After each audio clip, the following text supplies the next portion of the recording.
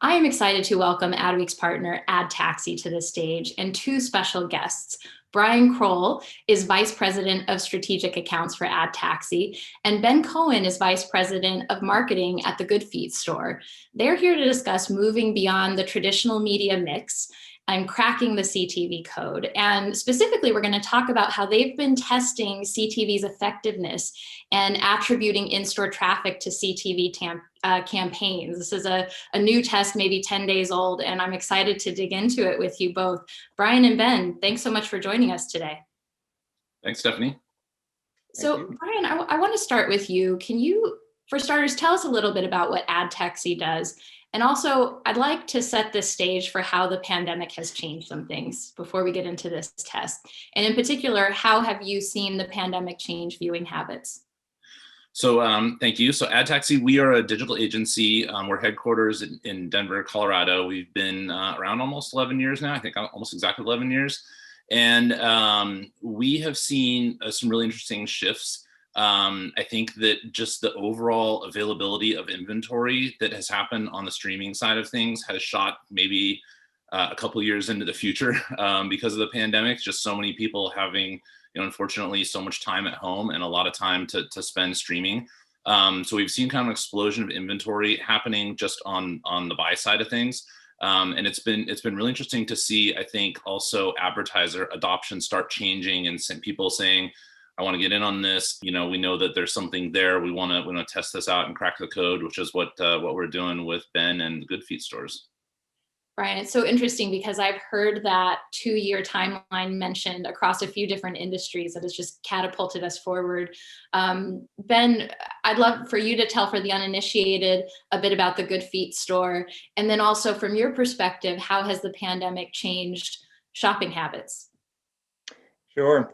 So thanks again for inviting me.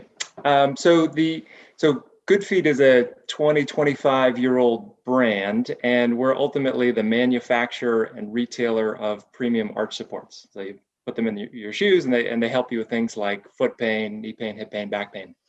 The company has relied on traditional media for a long time, and so in partnership with Adtaxi, we've been exploring ways to diversify our media mix, and that's part of why I'm here.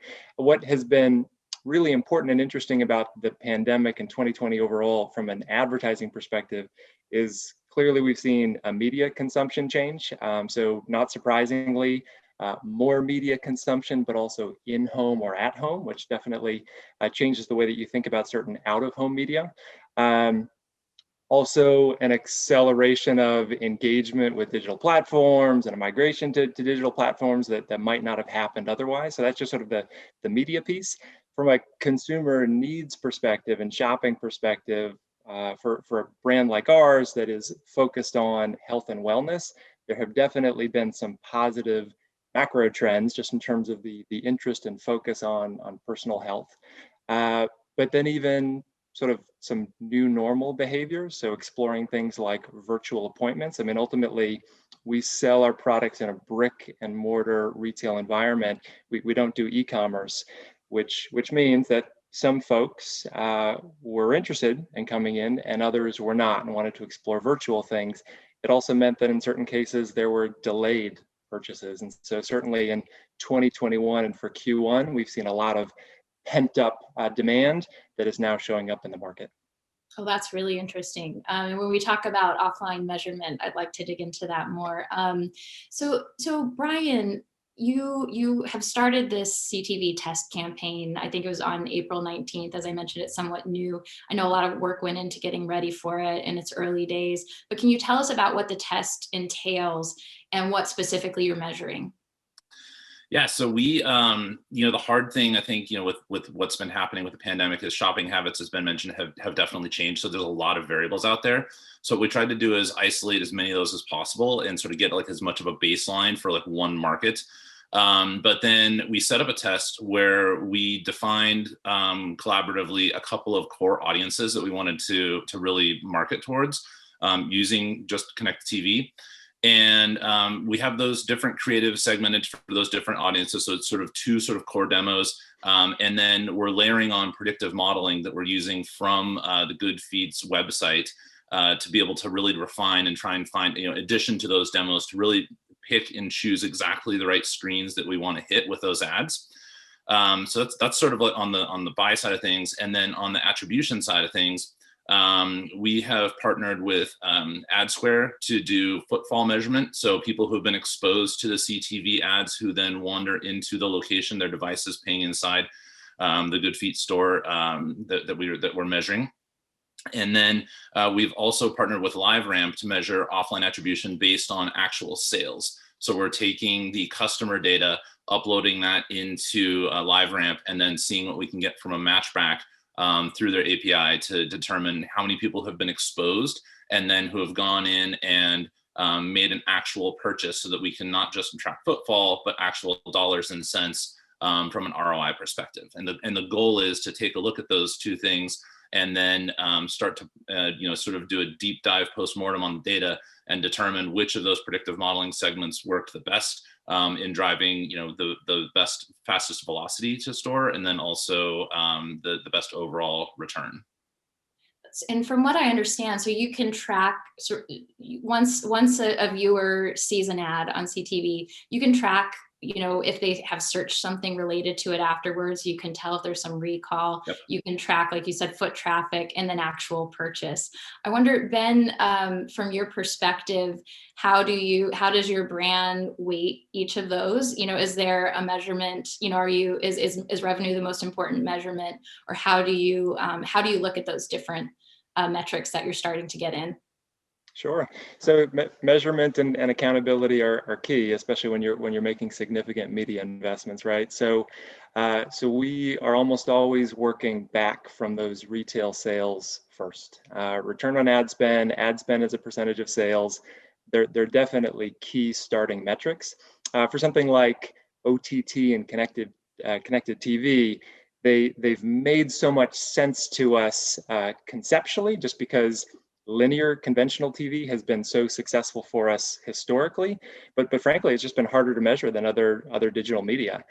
So something like store traffic, just being able to understand this household was exposed, this household showed up in one of our stores, that's great, because even just store traffic alone can help us understand, some of the before and after exposure. Yeah, and I want to mention to the audience, by the way, these gentlemen are open to your questions. So if, as we're talking, a question comes to mind, pop it in the chat, and we're going to save some time at the end to get to those. But this came up in some sessions yesterday. The idea that the industry is operating under marketing and advertising models that in some cases are 20 to 30 years old.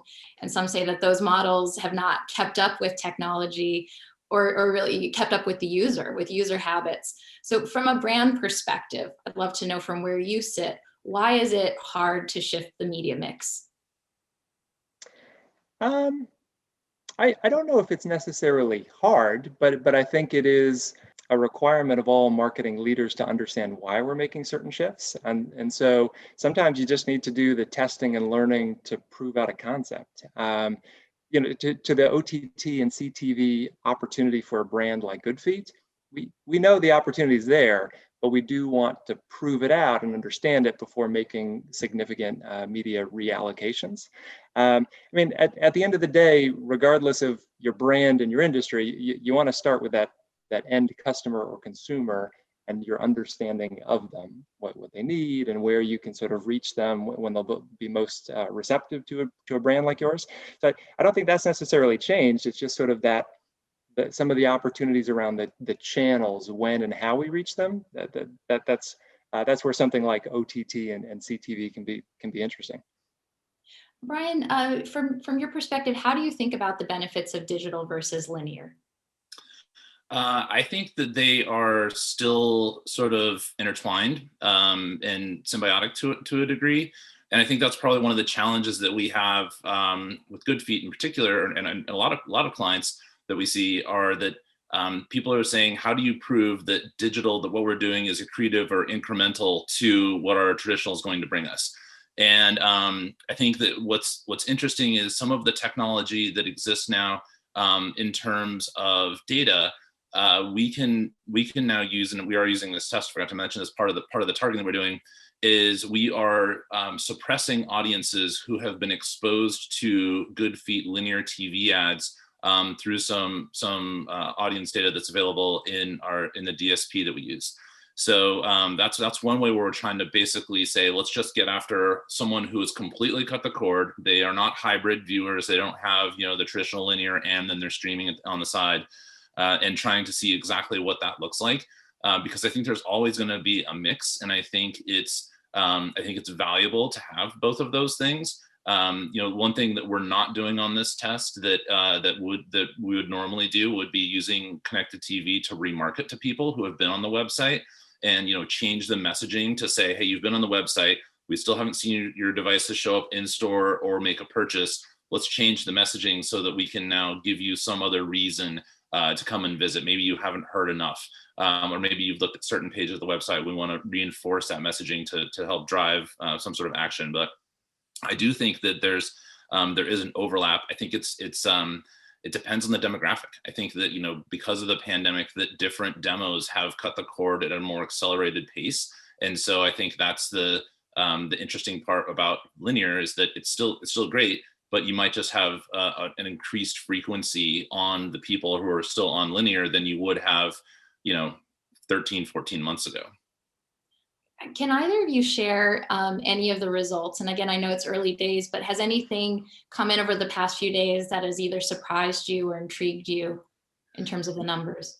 I think it's still too early to say, to be honest. We're still looking at the data kind of roll in, but I'm excited to see what we do see. I think you mentioned this earlier. One of the other things that we're tracking with this, as part of a closed beta with our DSP, we use the Trade Desk as our DSP, but we have a beta called Inferred brand intent, and because of their technology, we have opportunity to track what people are doing after exposure. So searches that they might be making, or different sort of websites that they may be landing on within 1 hour of exposure, for multiple different keywords. So some on-brand, some vertical, and then some off-brand keywords.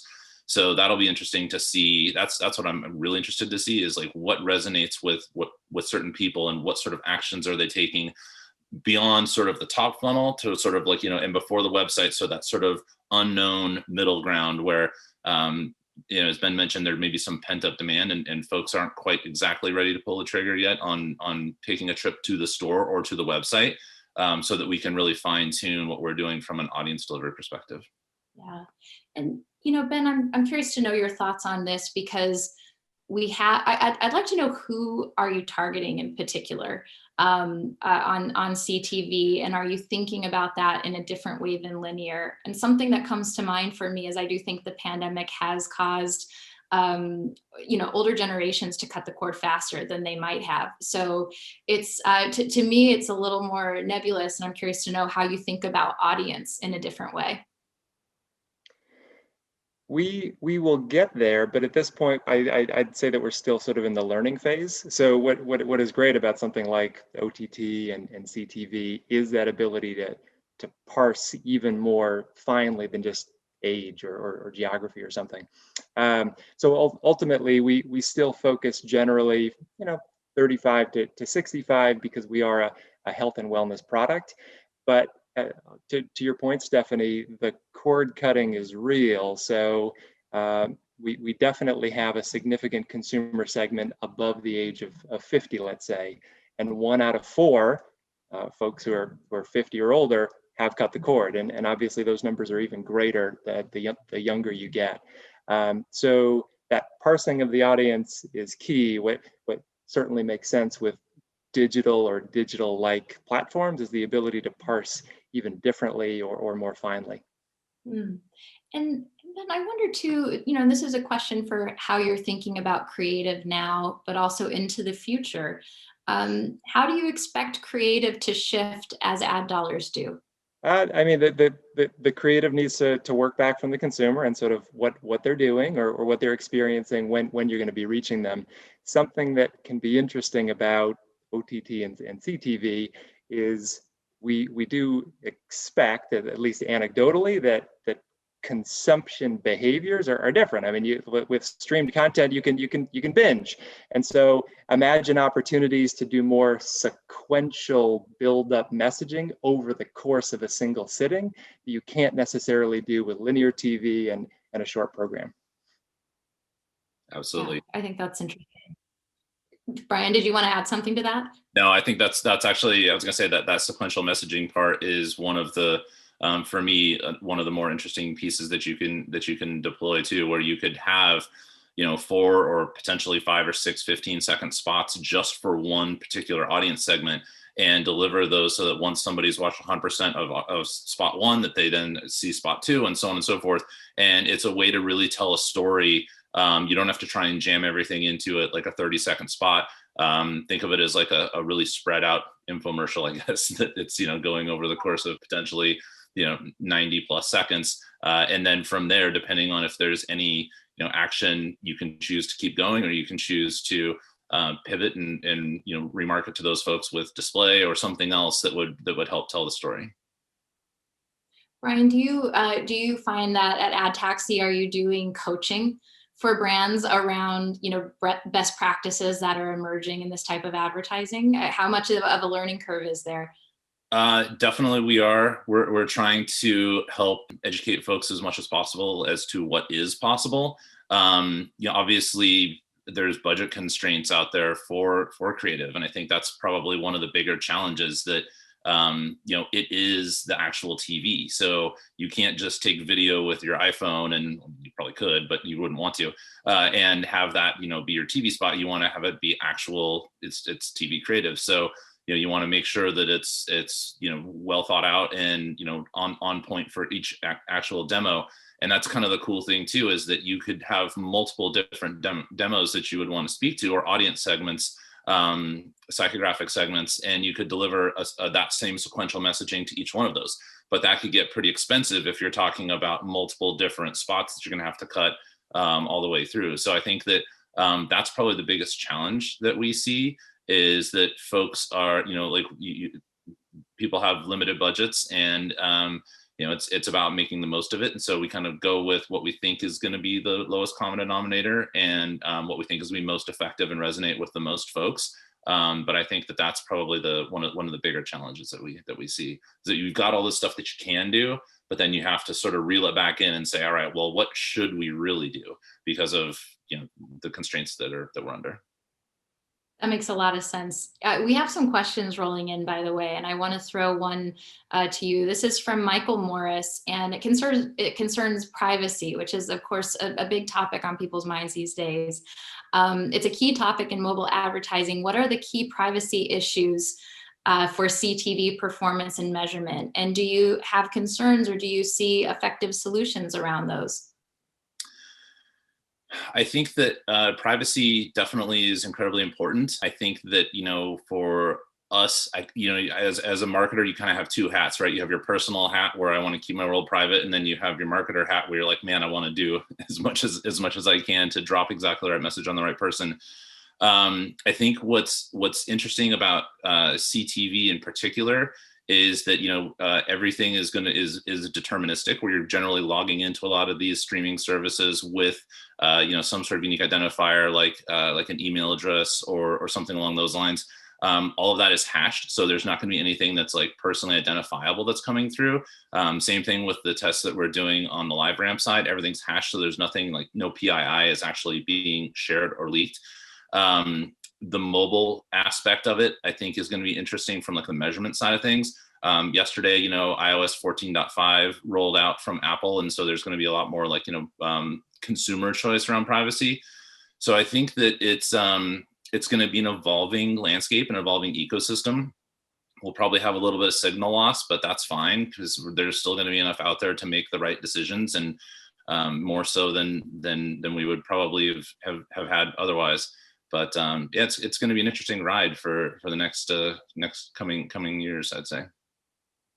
And we have one from George Perez, who brought up pricing, which we haven't talked about too much. And so this is a good one. Are prices on OTV and CTV so high because of the streaming TV, because the streaming TV is a paid subscription? And with the increase in OTT consumption, why are the CPMs on this even higher now? That is a question we actually get all the time. Why is this so expensive?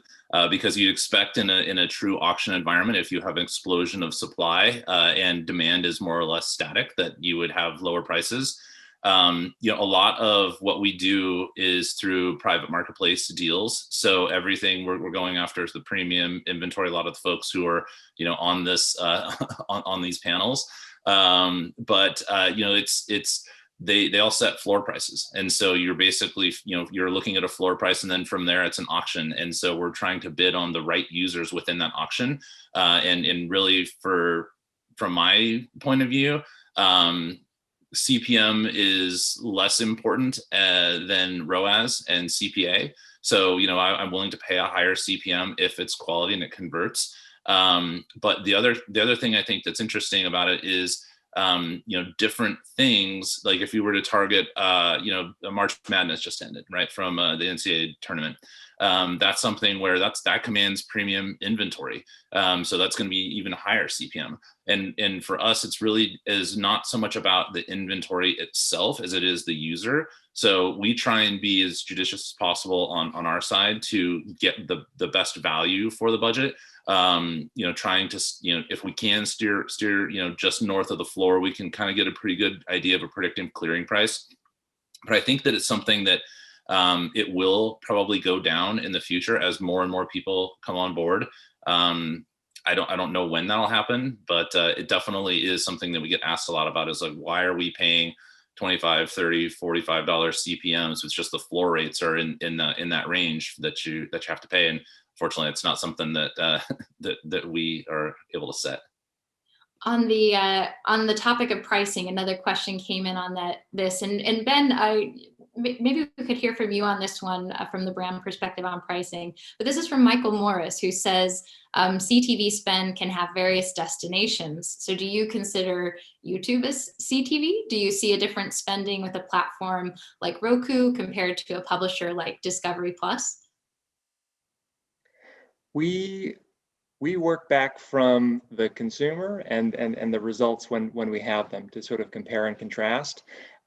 So ultimately, we're actually a little more agnostic about where we're reaching the consumers, as long as they are the right consumers. If my information is correct, ultimately the vast majority of OTT is still coming through your big TV in your family room or your living room, which means there can be a lot of similarities to that linear TV behavior, especially if it's coming through that big TV. So ultimately, sort of similar to previous answers I've been giving, working back from the consumer can be very helpful for marketers to sort of pick your spots, because then you're at least pointed at the right destination and audience. Thank you. And Brian, I want to throw one last audience question to you, and then end on your takeaways, because we're getting close to time. But this is about audience and targeting. And Brian Cronin asks, is Adtaxi able to pre-build an audience prior to running a CTV OTT campaign? To what degree are you able to target in advance? Absolutely. So we can target just about anything you can imagine. So the platform is set up so that we have almost 200 different data providers, which give us 90,000+ segments that we can target from a third-party data perspective. We can also onboard first-party data. So if you have specific audiences that you would say you want to reactivate using connected TV, or suppress using connected TV, that can work as well too. It's pretty amazing, I think, in the sense that the way that you can actually just drill down and say, this is exactly the right audience that I want to serve this exact message to, and then this is the outcome I want to measure for this audience, whether that's some sort of a website visit, whether that's some sort of like an app install, a store visit, an actual sale. It's pretty incredible that all of that can be done. But yeah, absolutely, we can build out, and that's sort of our whole philosophy is start with, who do you want to reach, what do you want to tell them, what do we want to do, and then drill down to whatever level of segmentation that you want there, whether it's a blanket audience or incredibly specific based on product types. All right. And I love now to show your key takeaways and just take a moment letting the audience know what you want them to walk away with today. Yeah, so I think, the way that we think about things is you have to set proper expectations for CTV. It's a fluid process at first, and we want to try and learn as much as we can from that process. Setup is key. Make sure that we've got all the right measurement in place, obviously. And then making sure that testing, that campaign performance, it definitely has to be ongoing. This is not just a set it and forget it. It's really, how do we learn as much as possible to best fit someone's business's goals? And then I think really understanding how to measure success. What does success look like, both for online or for offline attribution? That's really key. And understanding that, because it does have higher CPMs, and because it is slightly different than performance media that you would be otherwise running, you may have slightly different expectations there, but it's a great way, we think, to help nurture audiences and get folks to, you can do a lot more with connected TV than you can with other things, just because of the power of the largest screen in the house. So it's really just understanding what success looks like, and then properly evaluating that value, and then continually optimizing. Brian and Ben, thank you so much for taking this time and sharing your insights with us today. I appreciate being the first to hear about what you guys are learning. Thank you so much, Stephanie, for having us. All right. And thanks to the audience as well for chiming in with so many great questions, and our partner Adtaxi for bringing this session to us.